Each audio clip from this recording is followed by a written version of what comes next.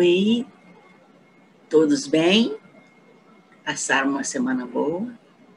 Vamos ver nosso final de semana, porque vai ser maravilhoso, né? Se tiver chuva, não tem problema não, vamos tomar banho de chuva, fazer com que a criança se solte. Mais uma vez, estamos aqui para dar prosseguimento ao nosso estudo desse nosso irmão Leon Denis, que está trazendo para nós um conhecimento muito vasto. E também fazendo paralelo com os cientistas de hoje, que estão provando que realmente o Leon Denis estava certo lá naquele tempo, onde ele escreveu e se preocupou em mostrar para a gente a realidade dos dois lados da vida. Vamos agradecer a tudo que está acontecendo, porque com certeza é para a nossa necessidade, que tenhamos sempre o nosso coração livre de tormentos, de agitação, para que a nossa mente possa tomar consciência além da matéria, transcendendo o que nós estamos vendo, porque com isso nós vamos entender melhor os acontecimentos de hoje. Agradecemos ao plano espiritual da FEAP, ao nosso Mestre Jesus, que nos acompanha nessa jornada. Pedimos assim autorização para o início do nosso estudo de hoje. Graças a Deus.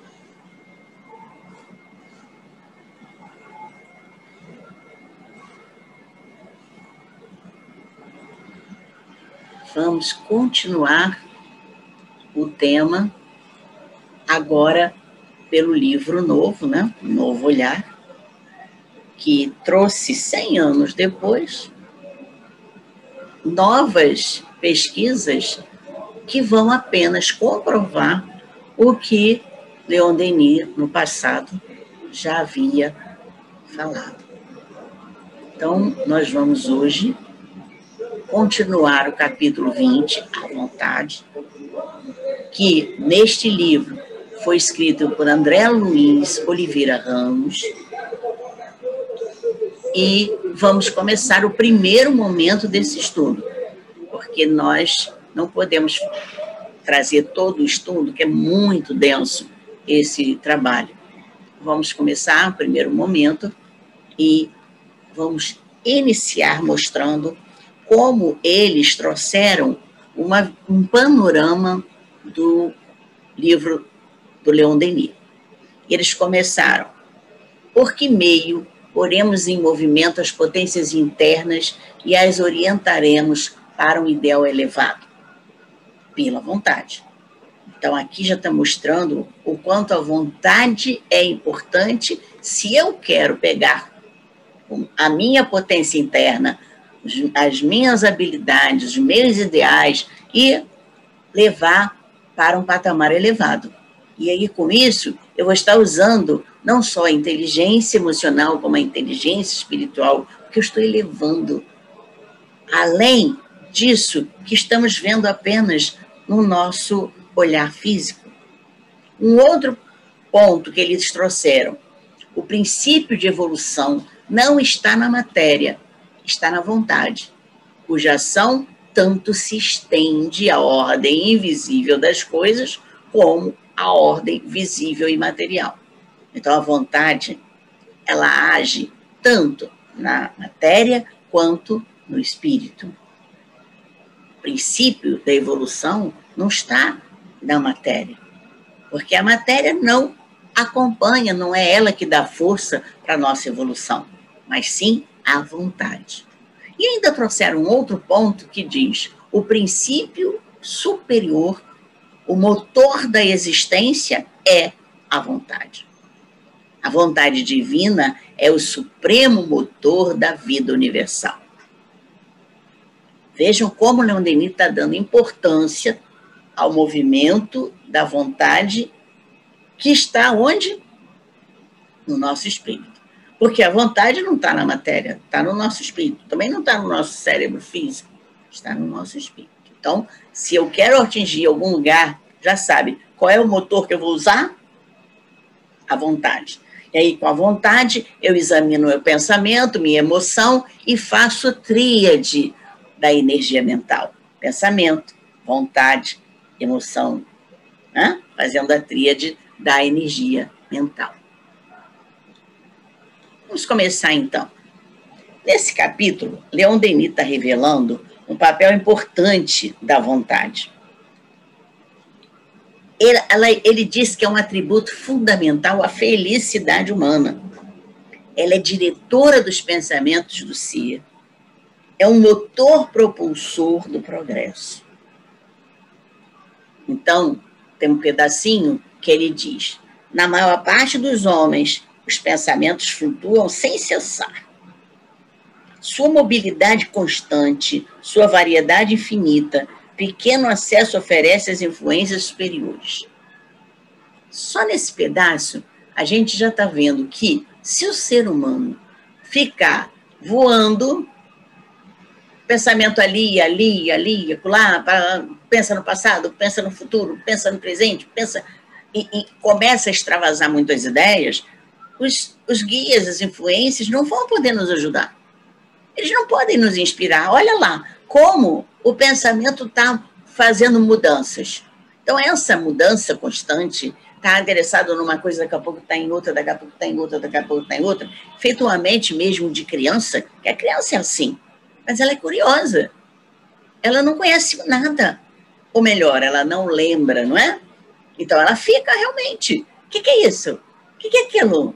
Ah, vê um negócio vermelho, vai, porque é vermelho. Aí daqui a pouco você mostra um verde, ela larga o vermelho, vai para o verde. Isso porque ele diz, ele continua, é preciso saber concentrar por o pensamento acorde com o pensamento divino. Então, o pensamento tem que estar concentrado na direção que você quer seguir. Então, a alma humana é fecundada pelo Espírito Divino, que a envolve e penetra, tornando-a apta a realizar nobres tarefas. É pela vontade que dirigimos nossos pensamentos para um alvo determinado. O Espírito Divino envolve a alma humana. Então, nós temos essa felicidade de estarmos revestido com essa alma divina, com esse Espírito Divino, que vai nos trazer realmente uma fecundação para que as nossas sementes possam ser produzidas. E se eu dispersar, o que acontece? Ele não vai encontrar um terreno fértil para poder desenvolver isso que nós queremos. Os espíritos comunicam através dos seus pensamentos, sendo que, se o pensamento está elevado, oferece maior acesso às influências superiores. Se nós nos comunicamos com os espíritos através do pensamento, se eu estou com o pensamento para baixo, com que espírito eu vou me comunicar? Ah, mas eu quero a influência superior, um espírito que possa me ajudar realmente. Então, eu preciso elevar o meu pensamento. Através da vontade, nossos pensamentos se unem à harmonia universal, cujas vibrações preenchem o espaço e embalam os mundos. Então, é importante a gente entender, quando nós emanamos um pensamento, ele vai se unir a essa harmonia universal, lá no cosmos.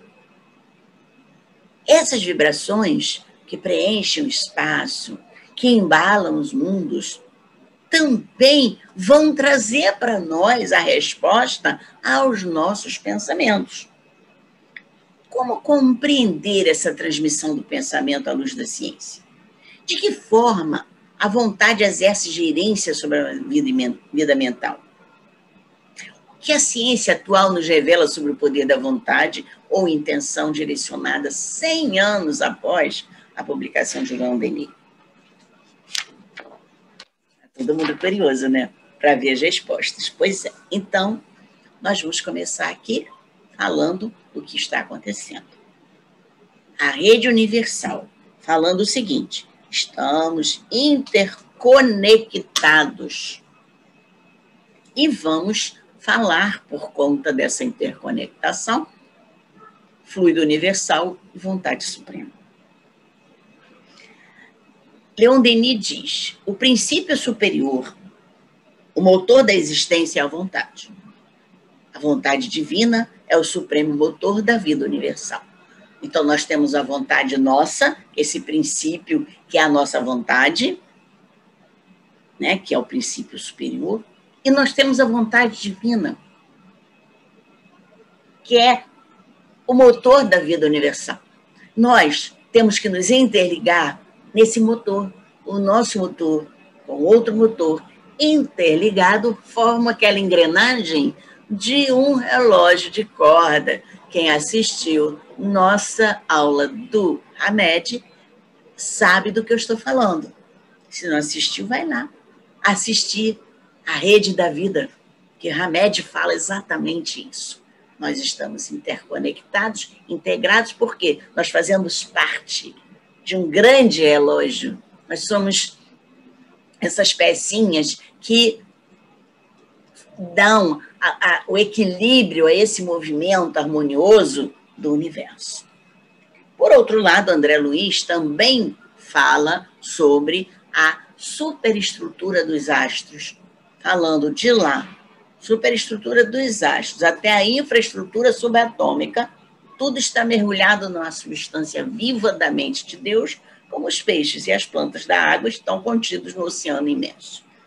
Então, ele faz uma comparação dessa substância que está à nossa volta, que é o fluido universal, todos nós, os astros e tudo que está até a infraestrutura, está tudo mergulhado nessa substância viva. Da mesma forma que o oceano tem os peixes, tem as plantas, né, contidas ali. E esses também estão contidos nessa substância viva da mente de Deus. Em 11 de fevereiro de 2016, pesquisadores norte-americanos descobriram as ondas gravitacionais. Essas ondas foram medidas chegando na Terra após o evento cataclismo no universo, durante a colisão de 2 buracos negros supermassivos. A colisão de 2 buracos negros com liberação de ondas gravitacionais comprova a previsão feita por Albert Einstein, trazendo a teoria da relatividade. Einstein estabelece que corpos de grande massa curvam o tecido do espaço-tempo, aquela teia, aquela tela que ele coloca como sendo o espaço-tempo.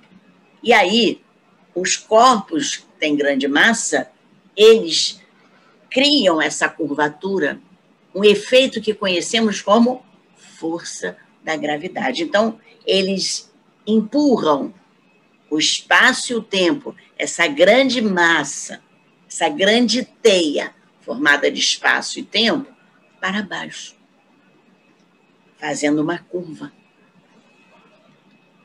Essa teoria, toda a matéria do universo está submersa em uma malha contida de 4 dimensões, 3 no espaço e 1 no tempo, formando o espaço-tempo. 3 no espaço, que é a dimensão vertical, horizontal e transcendente. E o tempo, que é o tempo circular. Nesse espaço do universo não tem tempo horizontal, o tempo é circular. Vamos falar um pouco mais de espaço-tempo.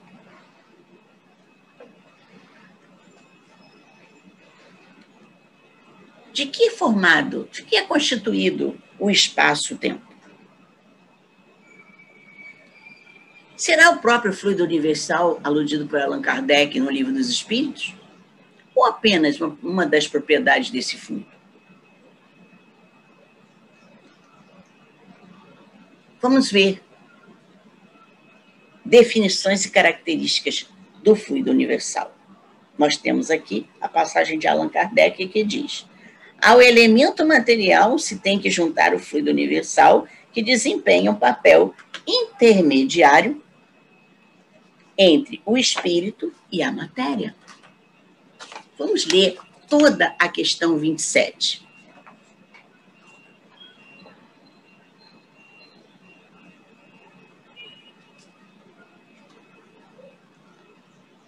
A pergunta: há então dois elementos gerais do universo, a matéria e o espírito? Sim, acima de tudo, Deus, o Criador, o Pai de todas as coisas. Deus, espírito e matéria constituem o princípio de tudo o que existe, a Trindade universal.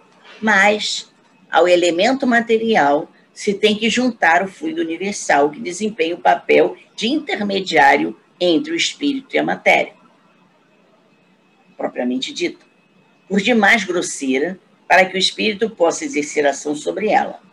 Embora, de certo ponto de vista, seja lícito classificá-lo com elemento material, ele se distingue deste por propriedades especiais.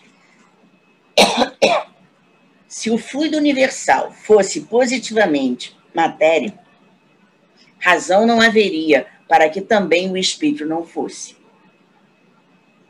Está colocado entre o espírito e a matéria. É fluido, como a matéria é matéria. É suscetível, pelas suas inumeráveis combinações com esta, e sob a ação do espírito, de produzir a infinita variedade das coisas de que apenas conheceis em parte mínima.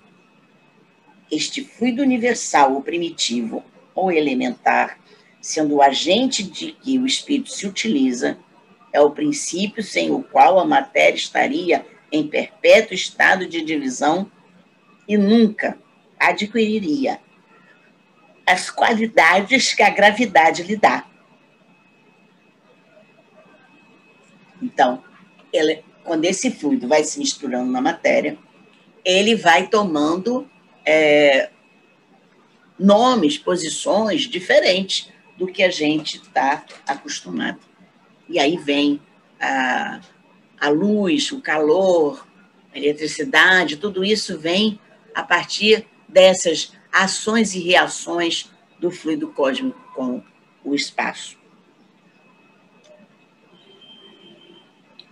No Livro dos Espíritos, na questão 282, também tem a passagem falando sobre essa relação.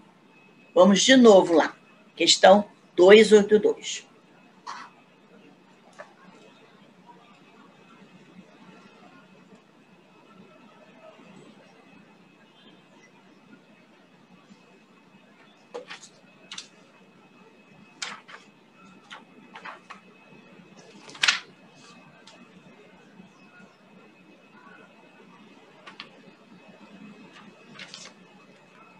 Como se comunicam entre si os espíritos?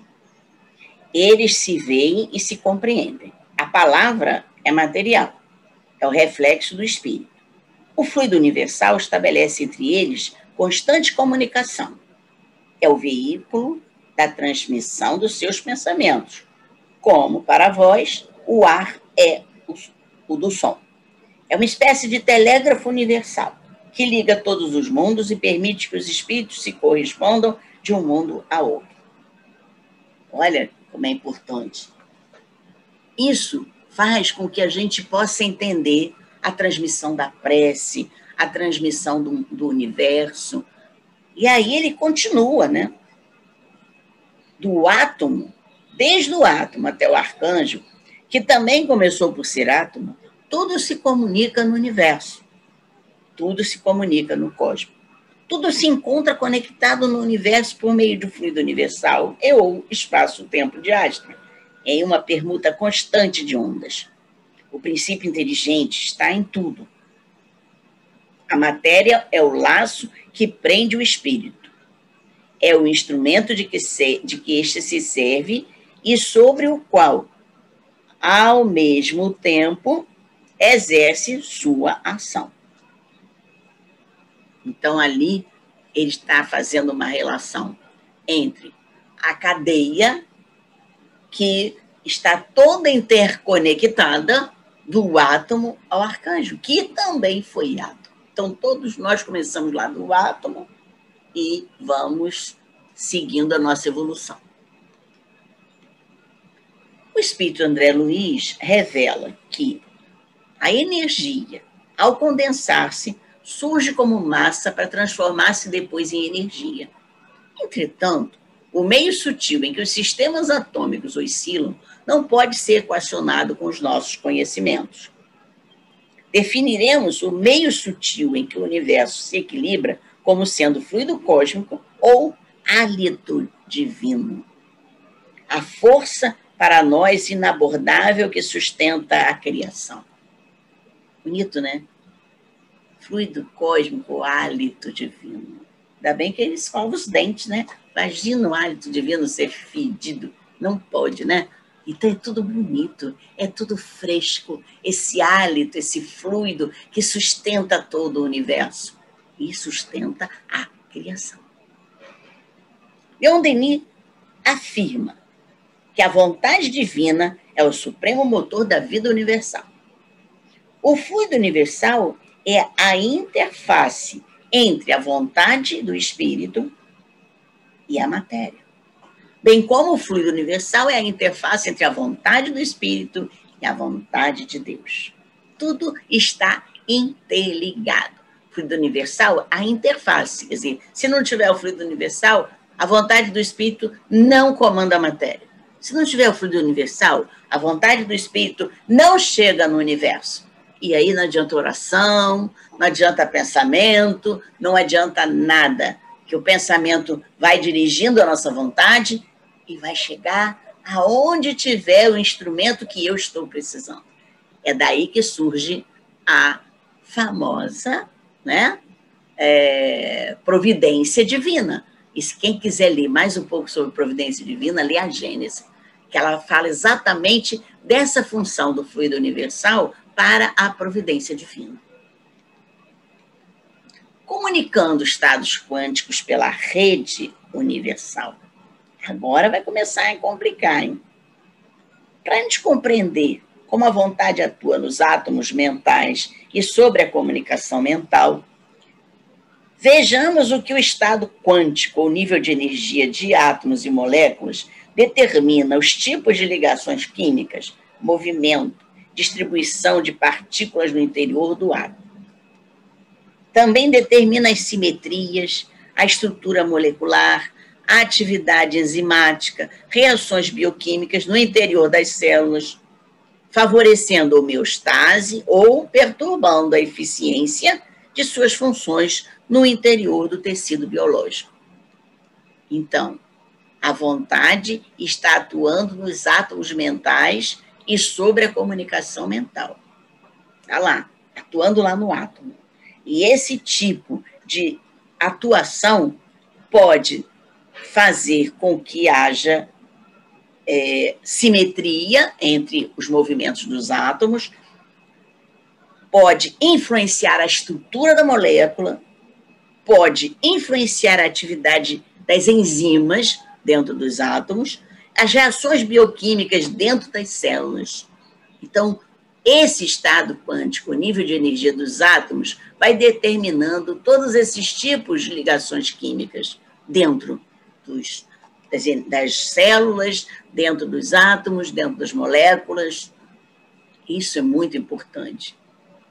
Favorece a homeostase ou perturba. E aí, quando perturba, tem a questão das funções desorganizadas desse tecido, que é o que dá as doenças. Aqui nós temos um quadro dos estados quânticos do átomo de hidrogênio, trazendo aqui um movimento que os átomos de hidrogênio, eles têm, de acordo com a ação do nível do estado quântico, que é produzido pela nossa vontade, os átomos mentais já estão influenciado pela vontade, a comunicação mental já está influenciada pela vontade, aí está o hidrogênio sendo atuado, recebendo a ação da vontade, mostrando como as células vão se modificando, uns criando relações entre essas energias, outros separando, criando novas energias em volta do núcleo. O mesmo acontece com todos os átomos e moléculas. Então, aqui tem o hidrogênio, mas átomos e moléculas de outros sistemas também são influenciados. Não é só o hidrogênio, tem o oxigênio, tem o gás carbônico, tudo isso recebe influência da vontade. Fótons ou ondas eletromagnéticas são irradiados pelo átomo e podem interagir com outros átomos, tanto a curta distância como a longa distância. Então, nós temos aqui o exemplo dessa atuação, né? Temos aqui uma noite de luar, nós vemos estrelas muito distantes no céu. Em verdade, enxergamos os fótons, que é o pacote de energia, que partiram das estrelas há muitos anos. E, dada a distância elevada, chegaram somente agora, interagindo com a nossa célula da retina. Então, quando a gente enxerga a estrela, aquilo ali já não tem mais estrela. É só o fóton que está irradiado. Agora, existe também a comunicação entre átomos à distância sem transmissão de energia pelo espaço-tempo.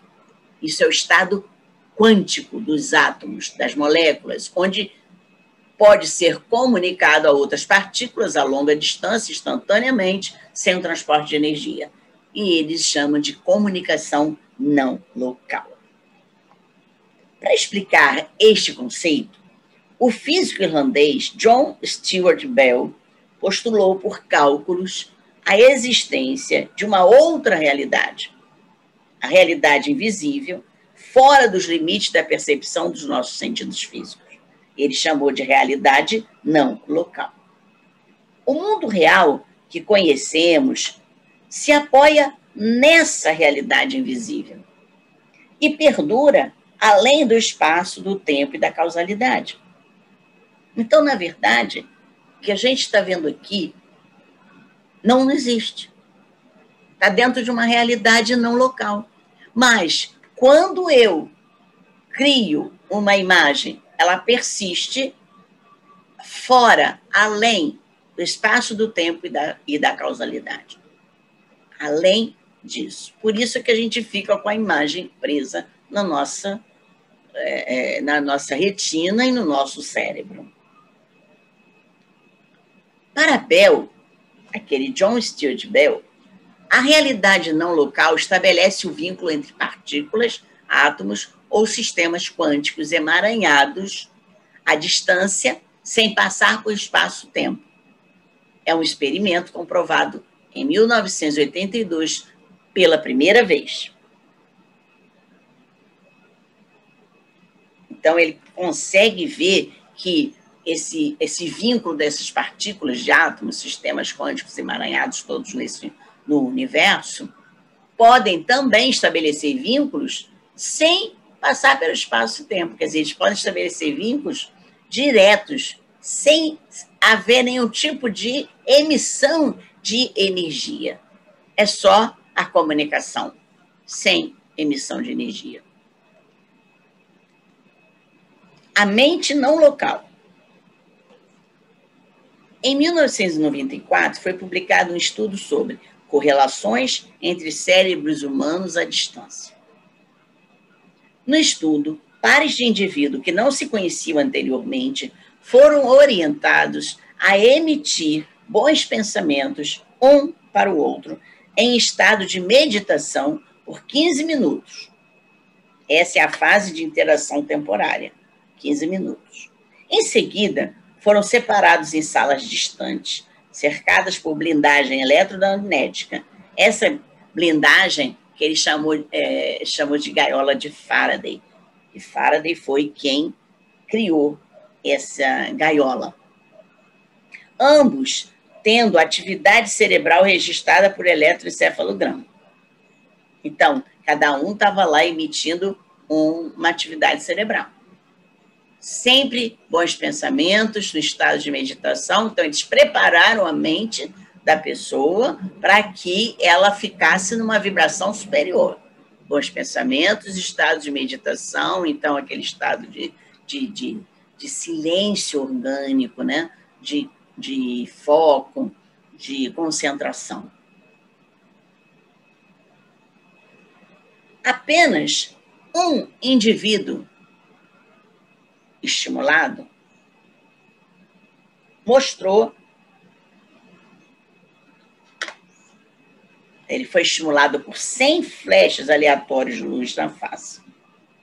Quando este mostrou potenciais evocados distintos, o sujeito não estimulado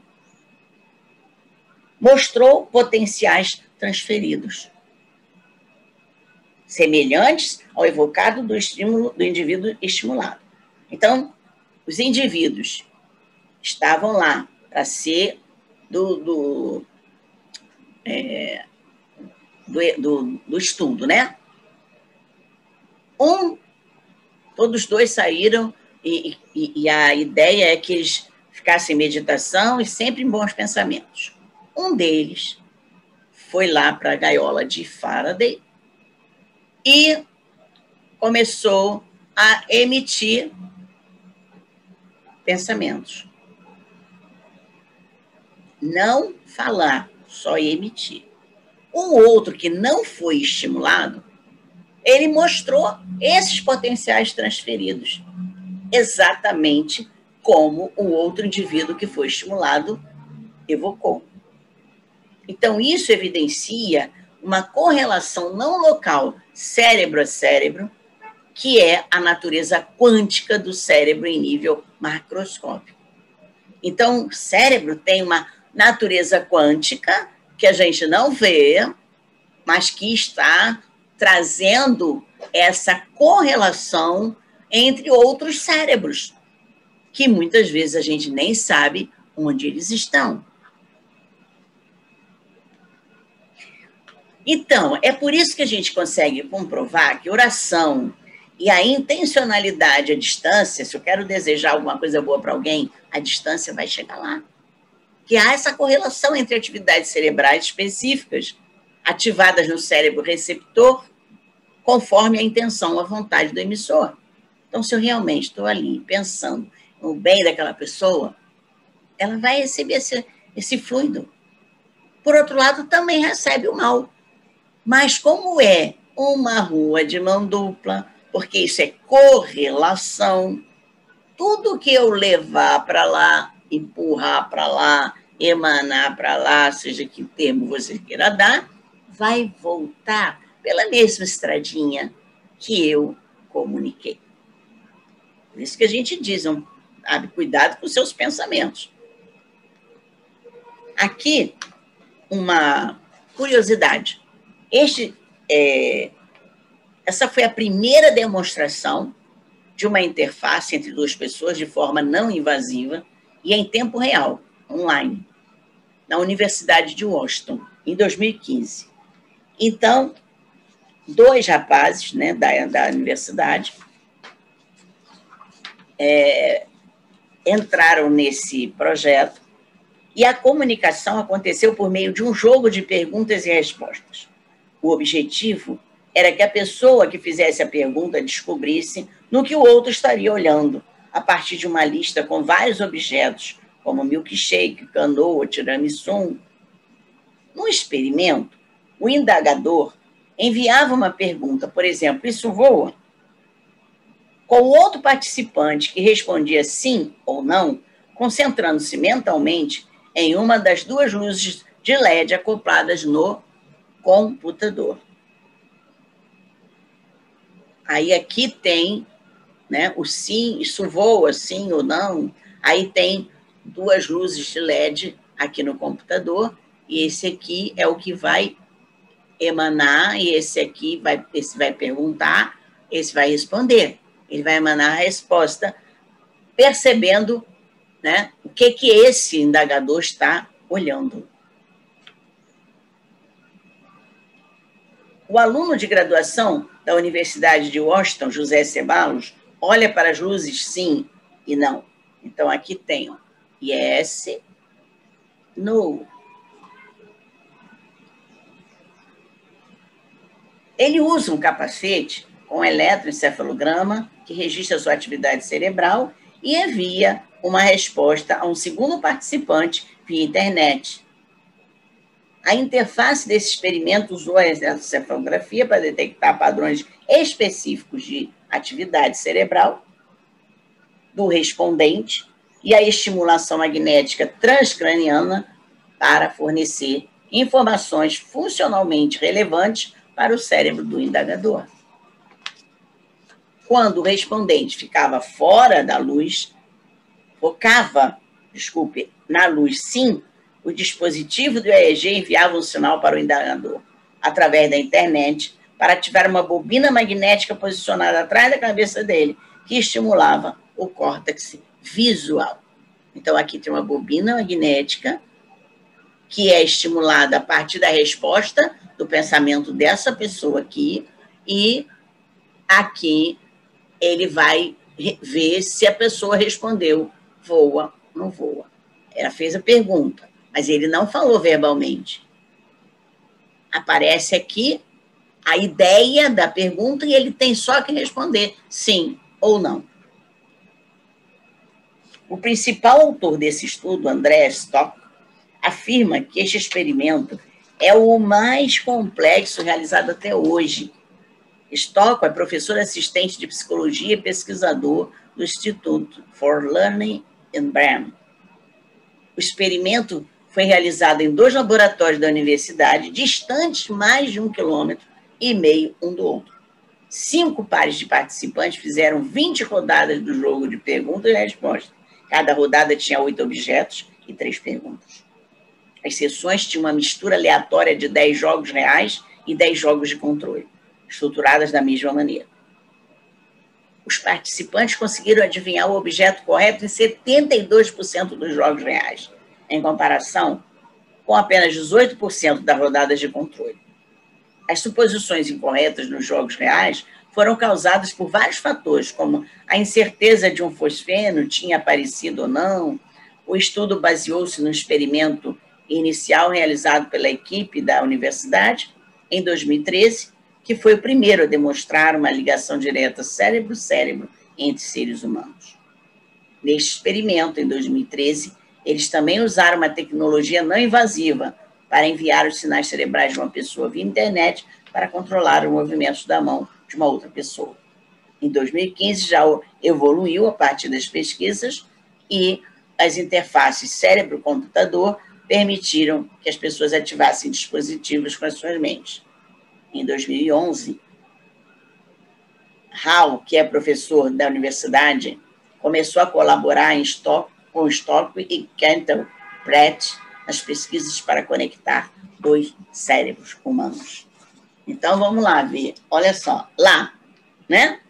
A gaiola de Faraday, lá atrás, em 2005, 2003, aí agora já a universidade já está pegando um aspecto, está testando com alunos, né, sem a gaiola de Faraday, diante de computador.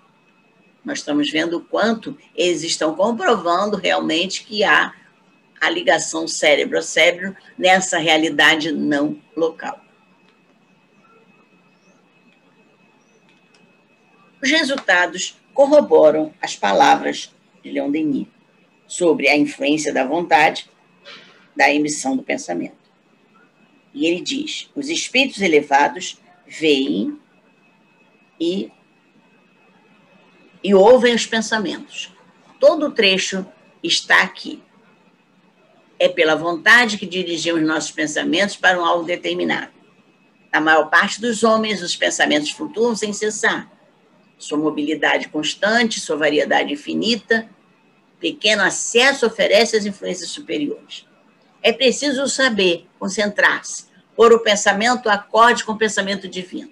Então, a alma humana é fecundada pelo Espírito Divino, que a envolve e penetra, tornando-a apta a realizar nobres tarefas preparando-a para a vida no espaço, cujos esplendores ela enfraquecidamente começa a entrever desde este mundo. Os espíritos elevados veem e ouvem os pensamentos uns dos outros, com os quais são harmonias penetrantes, ao passo que os nossos são, as mais das vezes, somente discordância e confusão.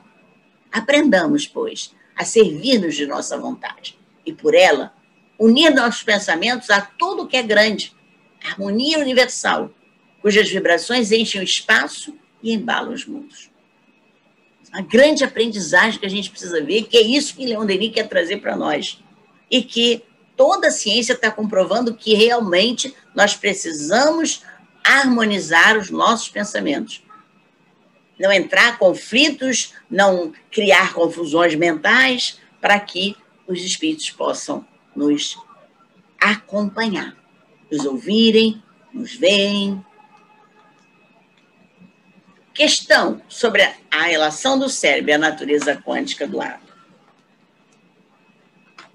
O cérebro e outros órgãos apresentam algum comportamento análogo à natureza quântica do átomo que explica a comunicação cérebro a cérebro?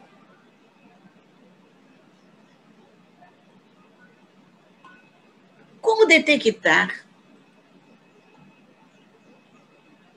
as possíveis partículas de transmissão do pensamento? Seriam elas mais rápidas que a velocidade da luz? A física quântica é suficiente para explicar a ação da vontade na autocura? Aqui vocês estão vendo a influência do cérebro. Vejam, há uma emissão aqui.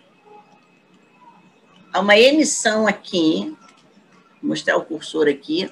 Ó, nós temos uma emissão aqui e ele está percebendo, é outro cérebro, a mesma emissão. Ele nem está olhando o que a pessoa está balbuciando. Ele está apenas ouvindo com o cérebro. É isso que acontece nas comunicações espirituais. Perguntas que fazem parte das fronteiras da física nos dias atuais. Encontramos respostas nessa obra de André Luiz, que anteciparam importantes revelações sobre a glândula pineal. E isso nós vamos deixar para a próxima semana. Na próxima semana teremos o segundo momento sobre a vontade. Aguardem, porque ainda tem muita história pela frente. Agora vamos ver o que André Luiz falou sobre todo esse processo, não é? Olha, André Luiz, realmente, ele foi à frente do tempo em todo esse processo da doutrina espírita. É o arrancador, o propulsor desse conhecimento. Graças a Deus, estamos aqui novamente interessados, motivados para conhecermos mais um pouco dos dois lados da vida. E agora, sedimentado pela ciência. Vamos, então, só agradecer a tudo que estamos recebendo. Que o nosso Mestre Jesus nos acompanhe nessa jornada. Graças a Deus.